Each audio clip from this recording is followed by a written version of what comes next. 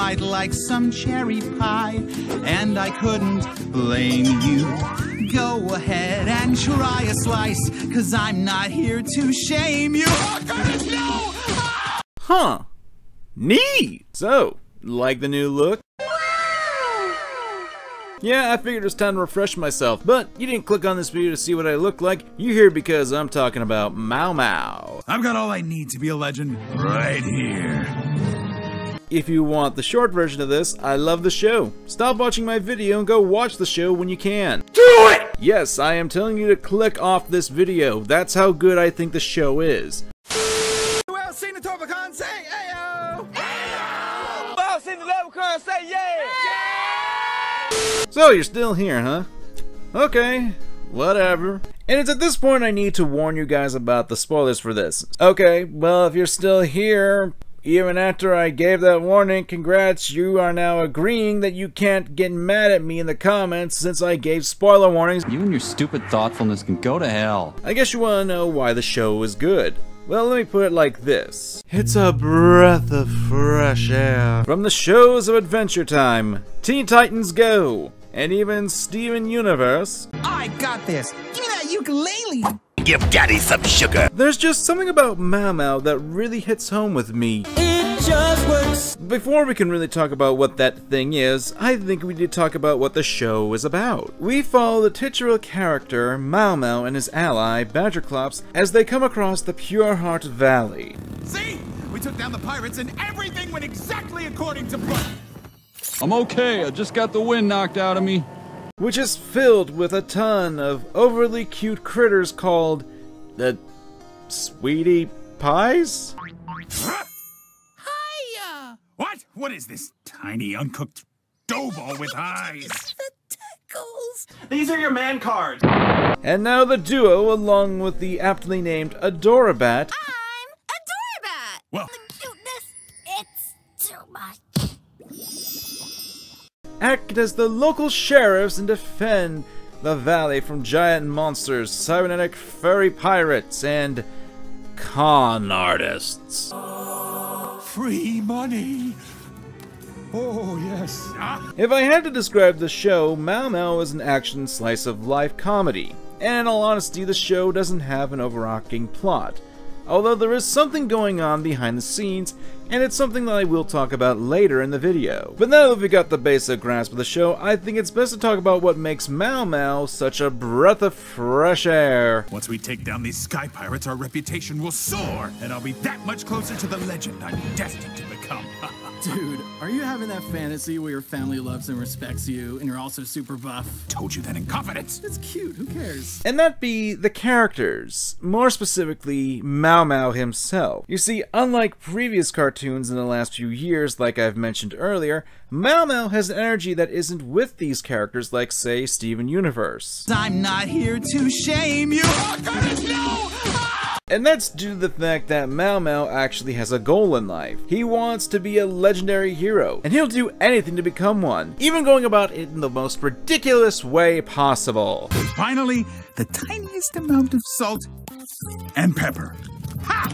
And you told me I couldn't make my own sandwich. You know the kitchen's on fire, right? But the thing is, while Mao Mao is a hothead and a bit of an egotist, but that doesn't stop him from doing the right thing. Like when he broke the barrier to the valley when it was destroyed, Mao Mao immediately took responsibility for his mistake, even willing to sacrifice his dream in order to save the situation. And as Mao Mao said himself, yes, because a hero does what's right, even if it crushes them inside. Throw in the fact that Mao Mao's got quite a few skills that just make the character all the more entertaining. How can you beat...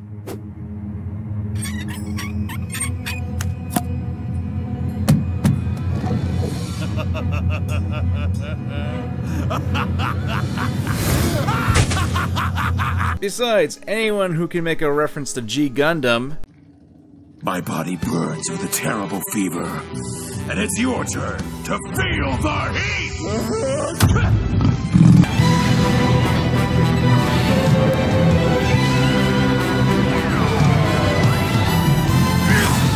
This hand of mine glows with an awesome power!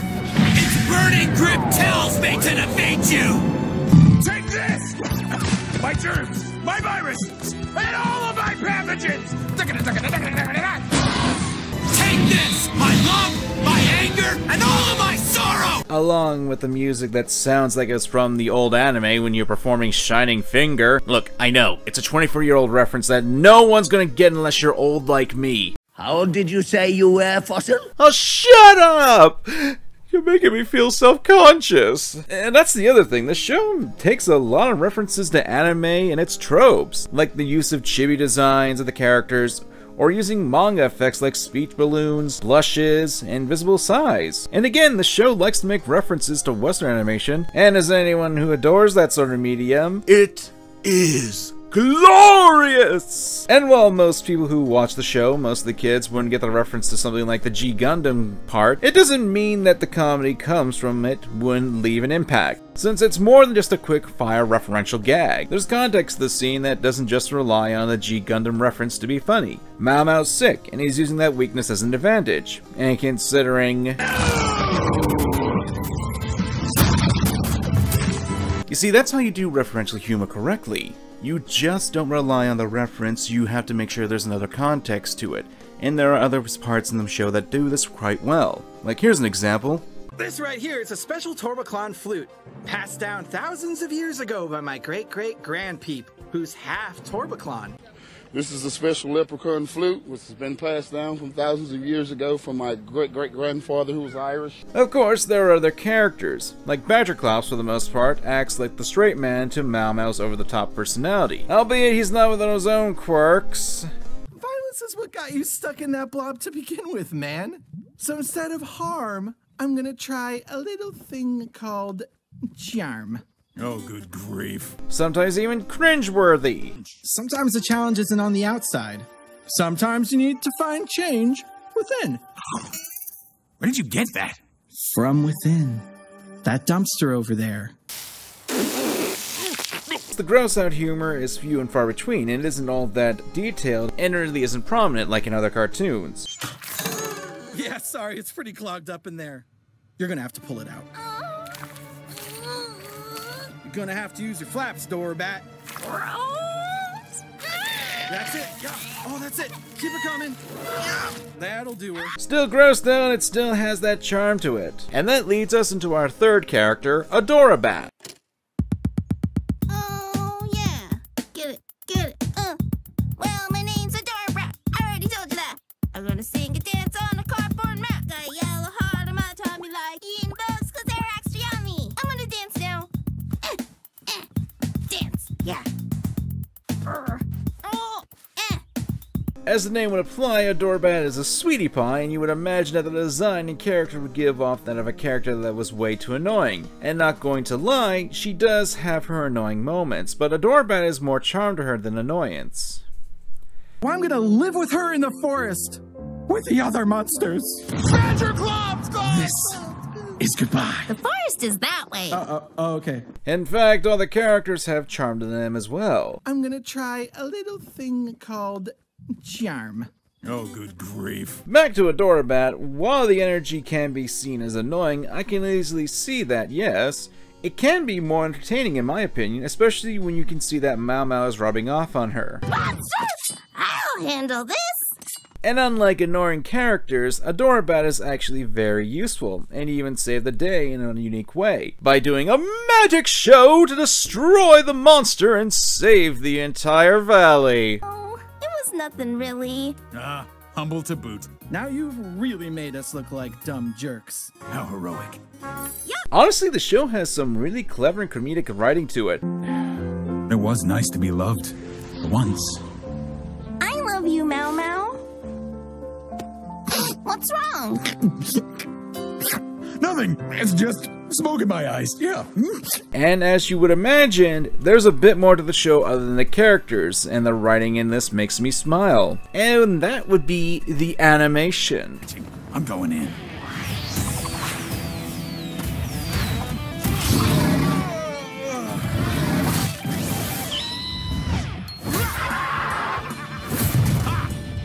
Hot dog, I'm impressive.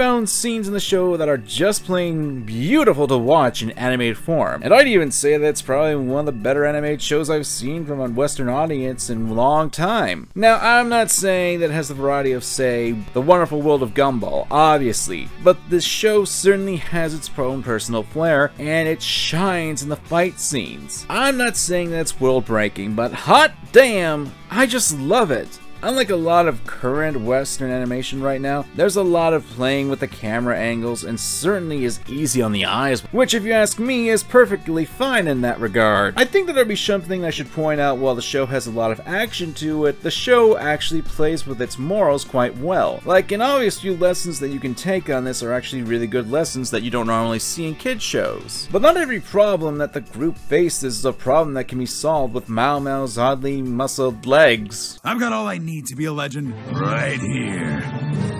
That is to say, violence isn't always the answer in the show, but it doesn't always say that force can't be a viable option. In fact, like I've mentioned before, one of my favorite episodes, the monster of the day, isn't defeated by violence, but rather, it was solved with the creative solution. Adora Bat's magic show! She finally did it, the mad woman. The show often has issues being solved in rather inventive ways, and then sometimes it just creeps the living hell out of you. But you're inside. How can you be...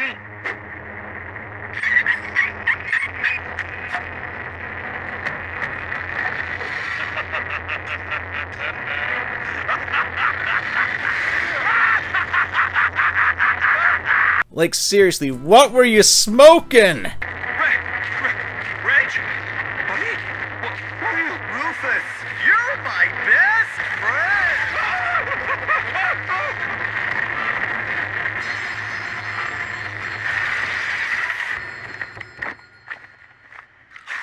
Sap. And I, was saying that... I just practiced. Oh, right. Adora Bat is adorable. The world in which I once saw happy rainbow colors has suddenly been tinged with gray. I don't think that's right.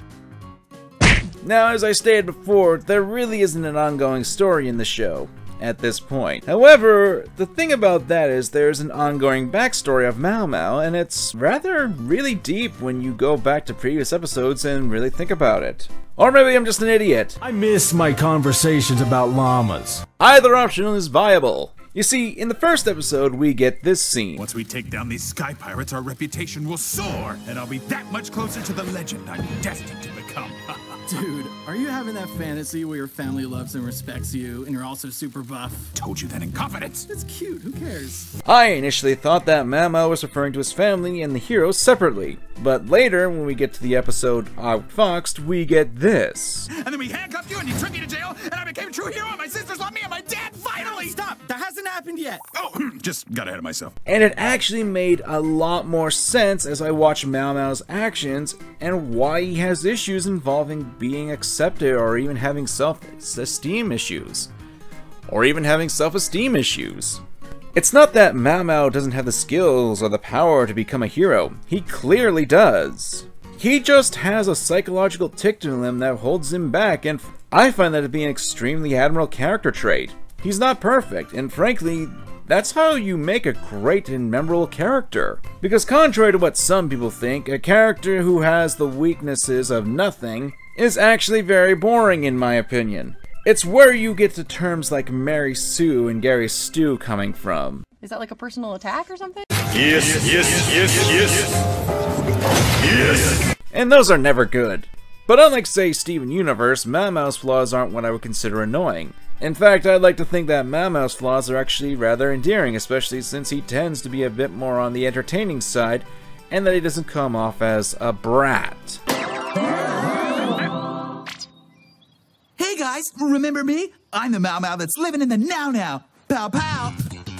That could be because of a difference in age, or it could be simply because I've never really, liked Steven Universe's voice. Because I'm pretty sure most of the Steven Universe fanbases who watch us are probably going to pull a Ruby fanbase and get on my case for voicing any kind of displeasure for a popular show. But hey, that's the magic of opinions. At the end of the day, I don't think it's going to be any shock that I'm going to recommend you all go support this show and watch it. Mao Mao, The Heroes of Pure Heart is a great show, and I think that you're doing yourself a disservice if you don't watch it, especially if you're a fan of anime or Western animation. It, at the very least, deserves a chance, and the ability to thrive and grow as a series. I'm coming, and frankly, at this point in the video, I don't know how to really end it, so at the moment, I don't know, so play me out something! You pick up that spear. You think you'll survive this, Kevin? Because Mao Mao can smell bad children. Yeah, you've been a bad kid, haven't you? Haven't you? No, please, no, I'm just a precious widow boy. Then you pick up that spear, Kevin! Grab it!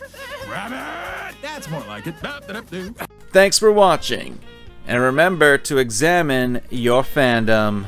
This is its brain sticking out of its skull to help it think faster. There's no way she could draw something that good without reference. It has to be real. Amateur sketches aren't clear evidence! Yes, they are. Pipe down.